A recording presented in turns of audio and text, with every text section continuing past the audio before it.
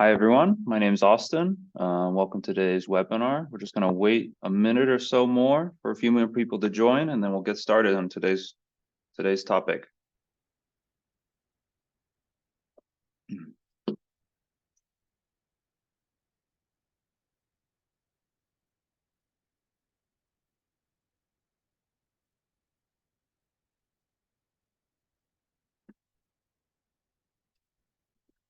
All right, let's just go ahead and get started then. Hi everyone. Welcome to Parim's webinar today. My name is Austin. I am Parim's onboarding manager here. My job is typically helping new clients, maybe some of you, such as yourselves, to learn about Parim's features and get how it would implement and utilize based off of your day-to-day processes as a business, whether in healthcare, security, etc.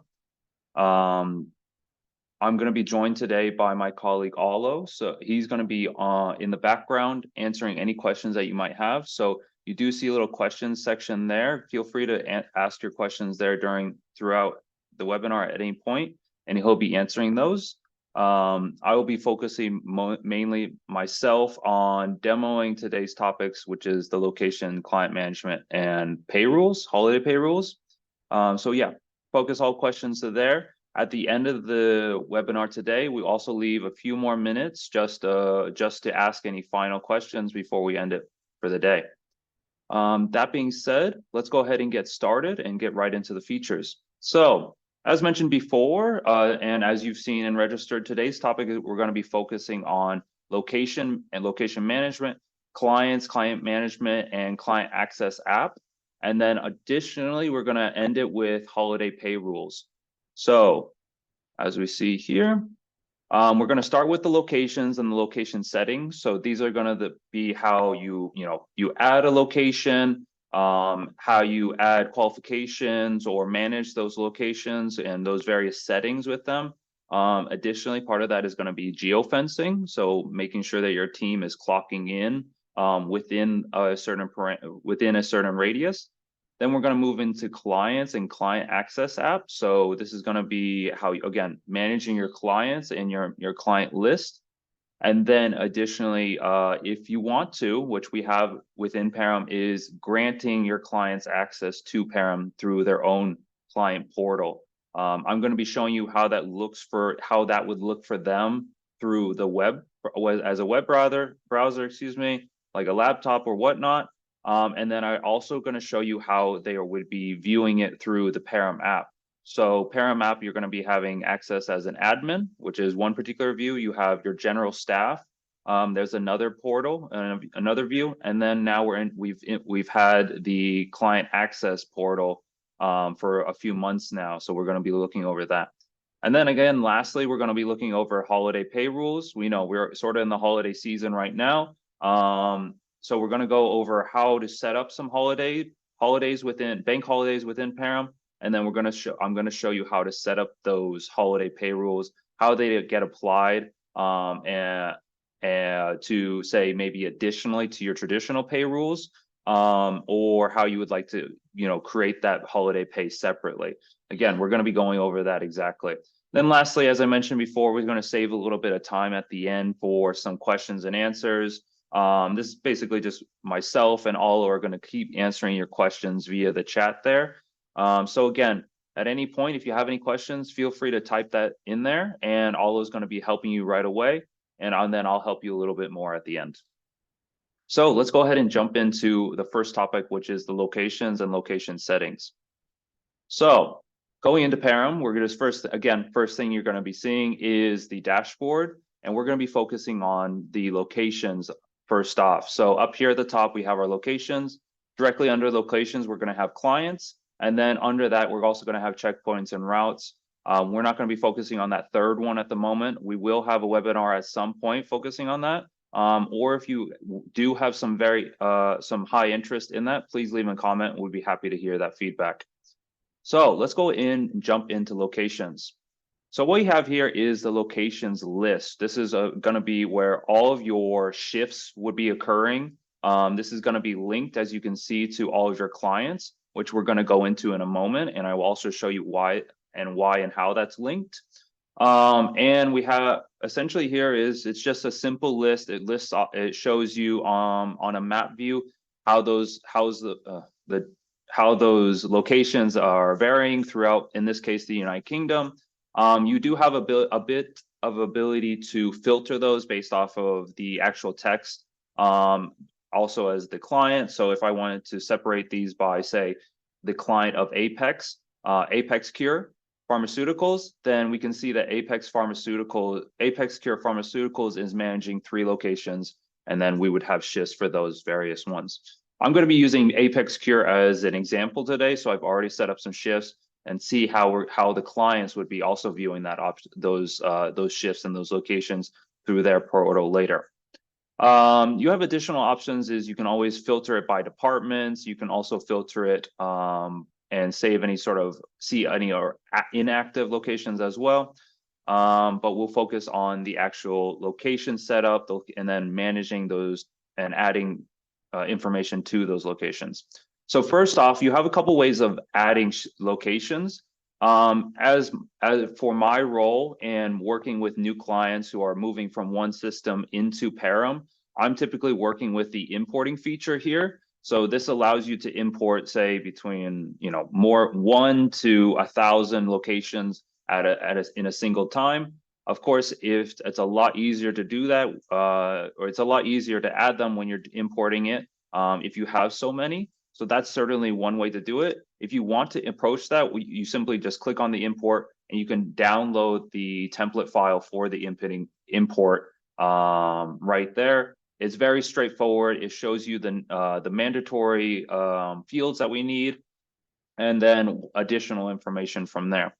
The other option is just on an individual basis, and you adding in just the name, the location, the general information for your location. Of course, certainly want to make sure that you include a street address, because you're going to be adding these locations to a shift, and you want your team to know where to go.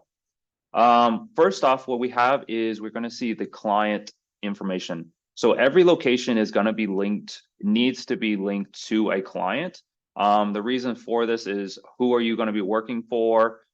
In the case of if your own team, your own company manages that location, you would just simply set up yourselves as a client, and then link those locations to it. So you could, at this point, you can link it to, say, your own client that's already set up. In this case, as you're seeing, ZZ Healthcare is the one that I have created for our Parim site. So that's technically my company. You can also go ahead and add a company at this, or add a client at this time during this whole new location setup process. Moving down, then we are going to have obviously the central information, and then we have departments. So departments in Parim are ways of managing, separating, and filtering out your locations. They also do another step further on managing and filtering out what staff of yours, your employees, will be working or applying or seeing certain locations. So there's a few different approaches that our clients use and utilize this departments feature. And one way, as you can see here, these are like areas or locations, and then there's actually departments. So management, care assistants, etc., like that. So departments can be utilized to filter out. So you only want, say, the care assistants be seeing that particular location. You would then be assigning the care assistant to that location, and you would also be assigning care assistant department to that particular employee. How that would be utilized for, say, location-based is, say, as we see here, we have a central London one. If you have particular staff that are only able to travel to shifts that are, say, within central London, you would allocate this, you would assign this central London department to that location, say, in central London, and then you would also assign it to that employee that prefers to work and only can work within central London there. What that means is that if that employee is not assigned a department for any of the other departments, say, outside central London, then they would not be seeing any shifts for those. They wouldn't be able to you wouldn't be able to assign those shifts to them. So it's one way to make sure the right people are going to the right shifts at the right locations. Going back to the list then, let's go ahead and just jump right into one of the shifts, or excuse me, one of the locations I've already set up. So we'll do Harmony Regional Hospital. So what we're looking at here is the locations page. So we have various information. So we have, of course, the title, we have the departments. We saw that you can add the departments during this creation process. Another way to do that is simply just adding the departments here. So we would say, we would add it to say North or Care Assistant, whatever department is, applicable to that location, go ahead and add it in there.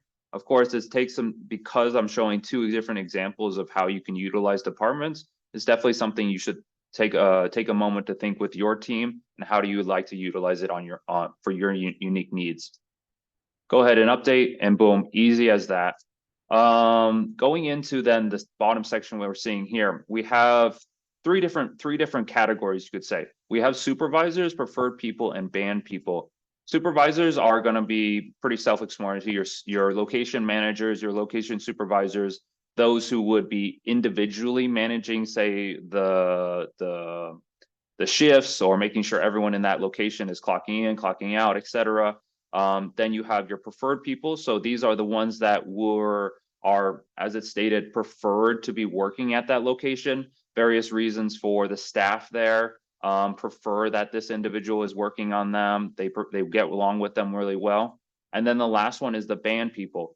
So this would be almost, unfortunately, the complete opposite of the preferred people. They don't get along with the location staff, the staff on location. They have issue. But then also on the other side is you can also ban someone from a location simply because they have requested that their commute is too difficult to get out there. They don't want to see the shifts for that if they're applying for open shifts for that. So it's one way to make sure that they don't have to worry about seeing those or accidentally applying for them when they can't make it.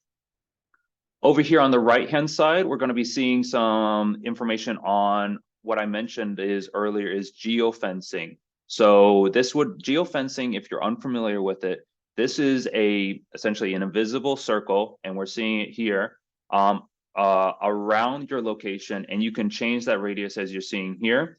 That would mean that in order for your staff to clock in and begin their shift, they would have to be in this case, the 500-meter radius of that location in order to clock in. And if they are not, their app would not allow them to clock in. So this is where you can adjust and turn on the geofencing. This is also where you can see if you allow for open shifts, pretty straightforward things in that sense. If you want them to be applying for open shifts, etc. Then moving down into the other aspects of it, we have required qualifications and then contacts. So first off, required qualifications.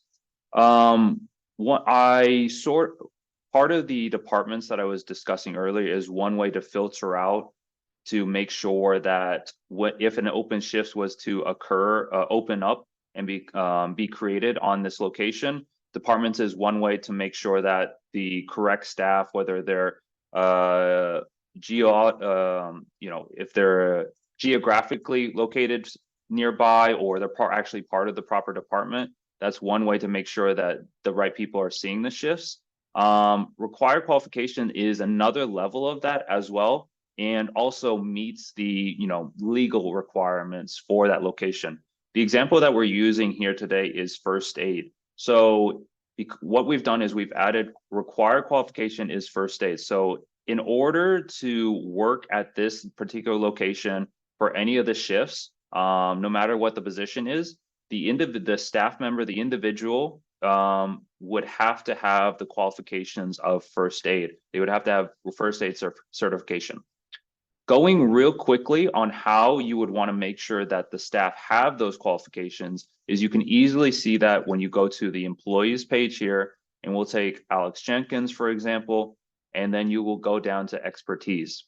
You will simply go and add that qualification. You would just simply need to select the qualification that we have from the drop down there. You can create new qualifications in the system settings. add the certification, and then add the expiration date. The benefits of adding all this information and adding the expiration date is via the dashboard.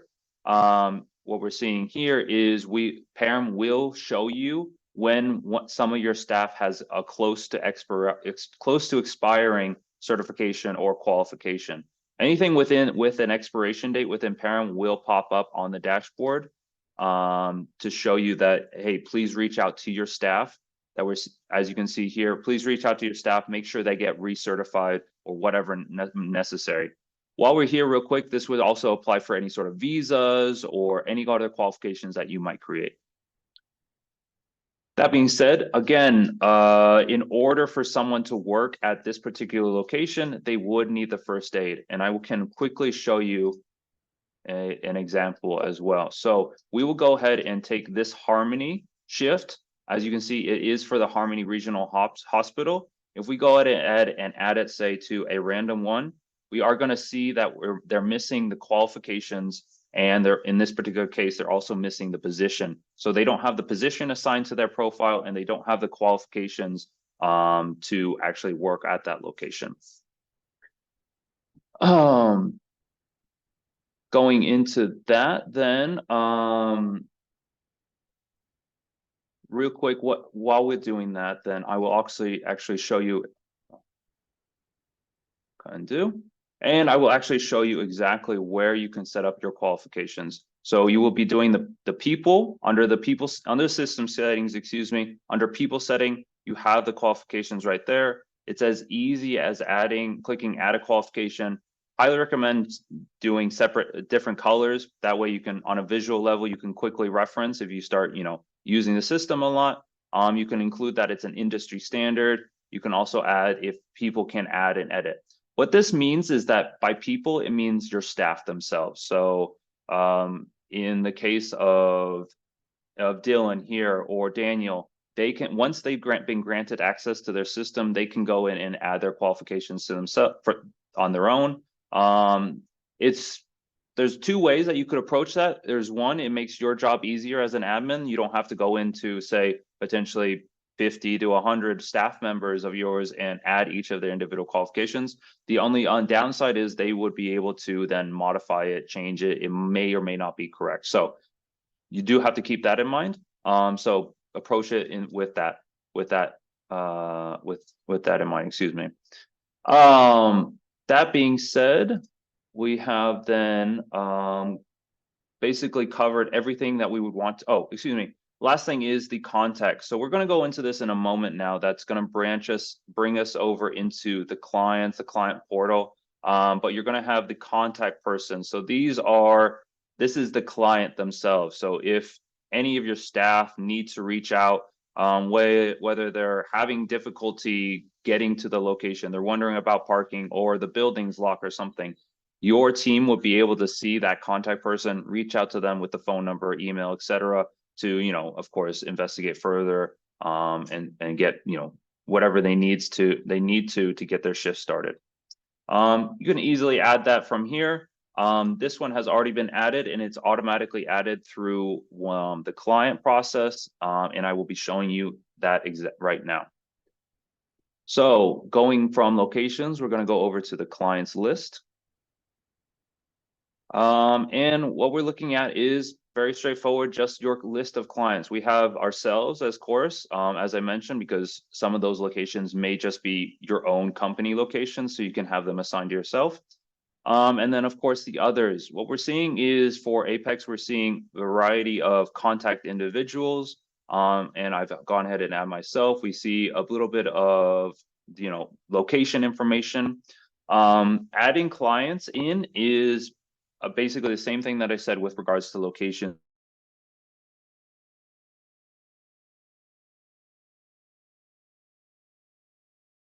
Very straightforward and simple. You have the ability to get Parim's template here, download it, and then put your own information in, and then re-add it in here to complete the importing process.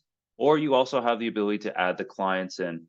Adding client in, again, very straightforward, just filling in the essential information. We'll just go ahead and add in test here, save, simply add, and then it's beginning to ask for the location that it's going to be linked to. You can go ahead and add a location, because again, those two need to be linked together. They're if you have a client, they're going to be typically wanting to be having some locations, some shifts done for them. So where are those shifts going to be? It's going to be clocked in and clocked out for. Going then back is we're going to be looking over we're going to be looking over the client itself. So this is the client profile. We are looking at of course, the general information, email, phone numbers, address. What we see on the right-hand side is client ID number. So this is a number that has been included during the import process of when I added this in. So that is a number that you add yourselves. For my clients, this is sometimes a number that they have associated with their accounting software. So you can use and bring that number in, which would then, make things more similar, make things familiar to your staff, your accounting, etc. Moving down, then we have the active locations. So these are locations at which the Apex Cure Pharmaceuticals would have shifts for. In this case, we have 3 locations. We have Harmony Regional, Pacific Horizon, and Pinecrest Community Medical. Then we have on the right-hand side, we have our contact persons. We have any sort of documents that are related to the client and themselves. So this might be any sort of, this would be a good place to add any sort of contracts, agreements, rules, site rules. So, something that's necessary, any sort of documentation that would be associated with the location. So the client has a good place to keep it. And then moving back then, what we have is the contact persons. So this is where what I mentioned is you will be able to grant your clients access to Parim. So this is where you're going to be adding those accesses to. As you see, we have currently 2 contact persons. We have, say, myself, and then we have Ethan. Right now, we've gone ahead and added Ethan in, but we've gone ahead and added myself plus granted access. What does the access actually mean to you, your team, and then what does it mean to the client, and what would they be able to accomplish? So straightforward, quick overview of it. The client is going to have a very limited overview of what you're seeing in Parim. They're going to be only seeing what they need to see. And one way to manage that is actually through the system settings. And then I'm going to go show you exactly what we're able to manage. Over here on the right-hand side, we'll go to system settings again.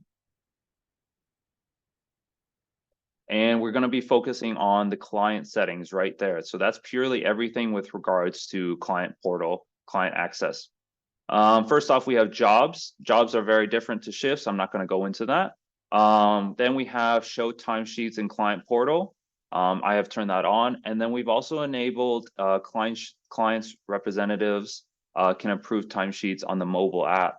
So if you, with regards to Parim settings, and if you've turned on the correct ones, you would have essentially 3 levels of timesheet approvals to make sure that when you do eventually invoice and when you do eventually issue payroll to your staff, everyone, all 3 parties, yourself as admin, your staff who clocked in, clocked out, and then your clients have all looked, reviewed, and approved of those timesheets. So you have those 3 layers of approval. That way you're not running into any questions on, oh, I thought I clocked in more than this, I thought I had more hours. Same thing for the clients. They're not going to be questioning anything because they've approved those timesheets and they're happy with them as well. The other 2 options we have are checkpoints for client portal. I've gone ahead and enabled that for now, but we're not going into that. And then lastly, we have here is the charge information. So if you're utilizing charge rules, then this is something that you can think about using.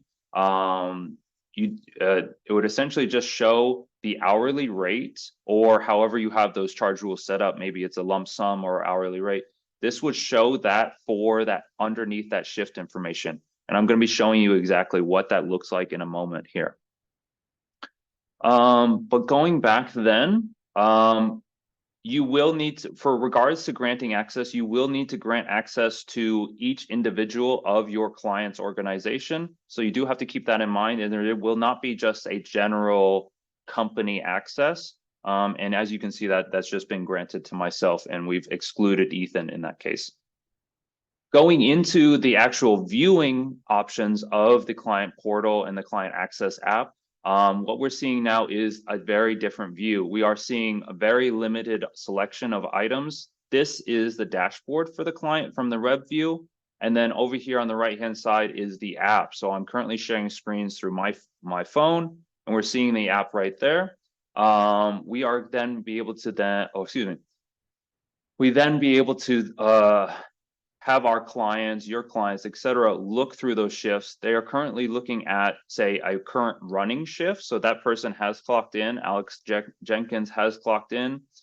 We are seeing shifts for tomorrow, the next day, et cetera, moving forward, but a quick overview of it. Your client then can go into the schedule and get a fuller overview of how their shifts are, how many shifts they have for the various locations that they're managing.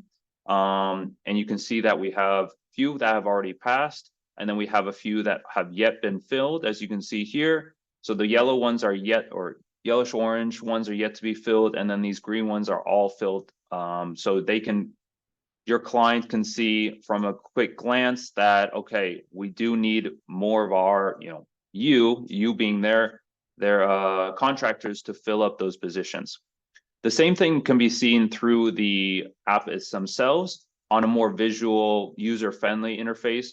For the 24th, we're seeing that for some of the shifts, there is still one remaining. Still needs to be filled, and that they can investigate further. If we're looking at the app, we can click here through the web interface, and we're seeing all those shifts, and we're seeing the staff who have been assigned those shifts. So we're seeing Brooke and we're seeing myself. For coming to that charge information, this is what you can decide if you want your clients to see that or not. You can then be able to, if it's varying, it's definitely something to think about in your team if you want that to be shown or not. And it's also something that needs to be discussed with your clients, but I just want to show you an example of what exactly how that's seen, excuse me. There is additionally, you can also click on that individual, and that means that your client can see who they're expecting to be showing up for that shift. You can see their qualifications, when that qualifications expires, any sort of language skills, any sort of additional training, the information they would need to make sure that this person that's showing up is going to be able to accomplish that shift. The same information is going to be shown through the Parim app as well. So in this case, the paramedic shift, we're seeing myself. By clicking on that, we see the position, the time at which it clocks in, clocks out, really all the same information, just I would say, in a better view, better user interface. And then additionally, that charge information. So if you decide to remove that, it would just simply not show it. Again, they can also see the qualifications and information for that individual who's going to be showing up for that shift. It also gives the breakdown of if there's any breaks. And then we have location information. Real quickly, this is pretty similar to how your staff would actually see their shifts through the Parim app as well. We will be having a webinar focused on the Parim app. I will be breaking down the various views for yourselves as admin, and then staff view as well. So that will keep an eye out for that. That will be within the next few months. So it gives an overview which location, in this case, the Pacific Horizon Hospital. And then the other thing that your clients would be able to accomplish is the timesheets and timesheet approvals, as I mentioned. So we do have a few shifts that have already been accomplished. We have one shift that's already in progress. So timesheets can be viewed from the web browser here. Let's go ahead and just add in the dates for this current week. We are current from the web browser as of right now. The current features enable you just simply to view the timesheets. Timesheet approval, however, for the clients at this moment is only through the client portal app. So we would be doing that in this manner. We go over to timesheets in the app. We go into the dates, and we can see that these shifts are going to be needing approval.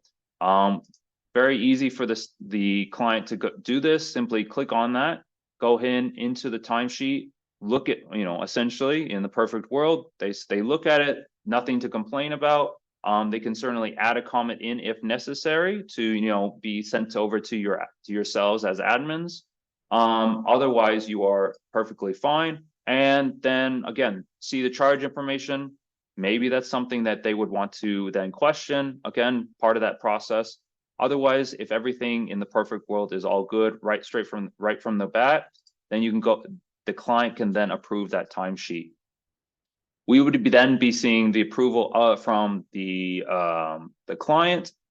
You in your case as the ones filling those shifts are going to be labeled as the supplier, and that's just showing that it's waiting approval. If I was to then go into this particular shift, which was on the 20th of November, and we go into timesheet list here, and we see the 20th of November, we see that the client representative has approved this timesheet. We are waiting for the assignee, in this case, Brian Cooper, to approve the timesheet. But for us as admins, as the supplier, as it's stated through the app, we can go ahead and approve that timesheet. The client, could then refresh their app. They would be able to see that timesheet approved, and they'll be good to go. We'll go back, and it was the 20th, looking at that. And we're seeing, the client would be able to see that as such. Let's see. Apologies, I didn't mention before, but if you have not already, in order to have the client access app available for, say, your clients, I did forget to mention from the beginning, you do need to enable that through your subscriptions page. So that's very easy at the moment. You just need, at the moment it's free. All you need to do is just go down to client access app and enable that, and then you're good to go. At which point, all you need to go do is go to your clients, go to the contact person, add that client in, enter their name, their email address, those two being the essentials. And then also, while we're here, I do want to emphasize you do need to assign that contact person to those particular locations. So you can actually set up one contact person for Harmony, one contact person for Pacific Horizon, same thing going on and on, depending, of course, if your clients are managing multiple locations. And then lastly, as you can see here, you can decide to turn on the access or turn off the access. All right, that will conclude for the client access and the client management. What we're going to be doing last is the holiday pay rules on basically the same thing as holiday charge rules. So those are going to be located under pay and charge. We'll clean up this a little bit. This is going to be located under pay and charge, and it's going to be right there under holiday pay rules. So what we're seeing here is your list of holiday pay rules. The first thing that you want to do actually alongside this is go into the system settings and go ahead, and you actually have to set up your holidays before you can start assigning. Parim currently, when you create whether you're starting from scratch or whatnot, Parim does not have any bank holidays currently set up automatically. We do have clients all over the world, and of course, each country has their own bank holidays, and they do change for some of them. They change what date every year, so it is something to keep in mind. You do need to add in your bank holidays each fiscal year. You would be managing this through the absences here. And you would put bank holidays up in the top right corner. As you see, we've added Christmas and Boxing Day as a couple examples for the year of 2023. And for 2024, we've gone ahead and add New Year's, Christmas, Easter, those sort of things as you're seeing. So again, you do need to add those in first. And in general, you should add them in just so you can understand, the connection with assigning shifts and everything.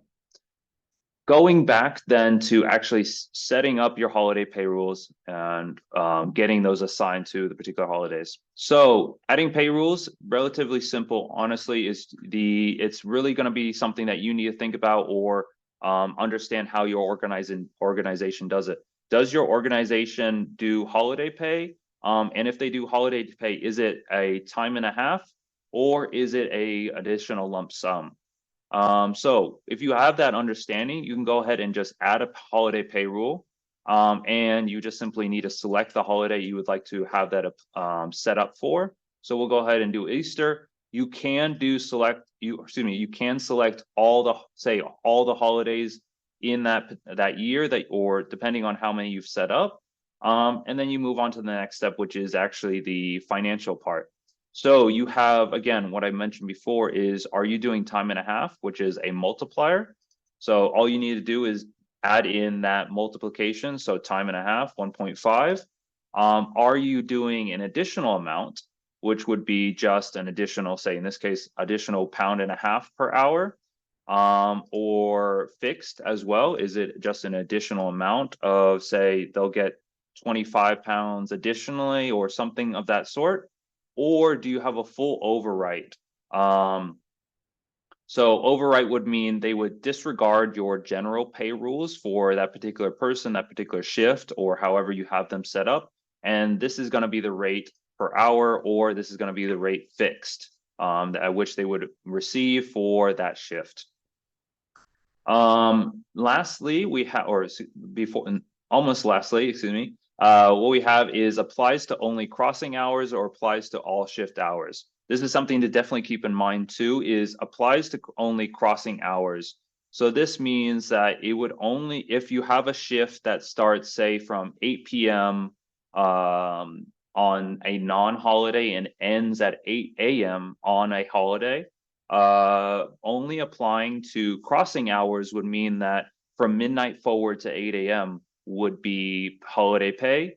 However, if you want to apply to all shift hours, then from 8 p.m. the non-holiday date, all the way to the 8 a.m. holiday, all those hours would be counted as holiday pay. So either time and a half or however you have that holiday pay rule set up. So it's just something to keep in mind. Honestly, most of my clients are working on the holiday specific hours and they are doing the multiplier at time and a half. So it would typically be seen as such. Lastly is, what is this holiday pay rule going to be applied to? If you're familiar with pay rules, there's a lot of, you can either keep it very straightforward and simple, or you can be very specific or complex, as you can also call it. So going in, we want to apply this to, say, a particular position, and that's what I've done here for a few examples. Or you can apply it to a particular client or particular location or person. I would say how you would proceed from this point is dependent on how your pay rules are set up. If you're working off of personal pay rules, apply this on a personal level for holiday pay. If you're working off of mostly just position-based pay, then I would say definitely approach this with the position-based pay rules. Again, depends on how your organization operates with regards to pay, how you currently have your pay rules set up or your charge rules set up, and then approach it from there. If you do have any questions on any of this stuff, you can always reach out to our support team and we'd be happy to break it down a little bit further. You can also look at our help articles as well. We'll go ahead and apply this to position, and it looks like I don't have anything for the emergency care assistant, so we'll go ahead and apply that there. Save and apply. So that pay rule has already been set up, or actually I didn't create any particular, sorry. Apply, that pay rule has been set up and we're not seeing it at the moment. So we want to filter it out and be able to see both 2023 and 24 pay rules right there. So that pretty much sums it up for holiday pay rules. It is exactly the same thing with regards to holiday charge rules. The same setup. Again, you just need to make sure that you have your holidays already set up. The only difference would probably definitely be the amount at which you would be charging, ideally more than you're paying, of course. So you would have those two separated against each other.